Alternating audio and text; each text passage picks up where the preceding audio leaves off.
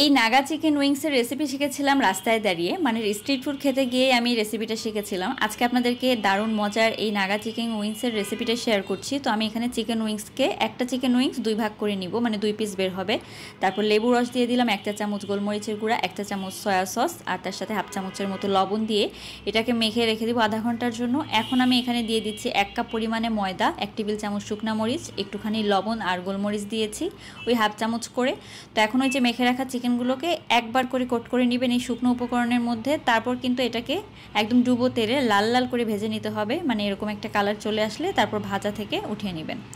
তো এখন একটা কড়াইয়ের মধ্যে দিয়ে দিচ্ছি 2 টেবিল চামচ বাটার, তার সাথে দিয়ে দিব এখানে রসুন কুচি 1 চা চামচ পরিমাণে। এরপর দিয়ে দিব হাফ কাপ পরিমাণে টমেটো সস, তার সাথে 4 টেবিল চামচ পরিমাণে সয়া সস, 1 টেবিল চামচ চিলি ফ্লেক্স, তার সাথে লেবুর রস দিয়ে দিব অর্ধেকটা। আর এবার ওয়েস্টার সস দিয়ে দিচ্ছি আমি এখানে 2 টেবিল চামচ পরিমাণে। তো এখন ভালোভাবে নেড়েচেড়ে মিশিয়ে খুব অল্প পরিমাণে একটু লবণ দিচ্ছি, যেহেতু সসের মধ্যে লবণ আছে। আর তারপর আমি দিয়ে দিব খুব সামান্য একটু চিনি, হাফ চামচেরও কম। তো চিনি দেওয়ার পরে ভালোভাবে একটু নেড়েচেড়ে মিশিয়ে নিয়ে উইংসগুলো দিয়ে দিয়েছি। আর উইংস দেওয়ার পরে 5 মিনিট রান্না করে নেবেন। শেষের দিকে একটু নাগামরিচ দিলেই তৈরি হয়ে যাবে নাগা উইংস।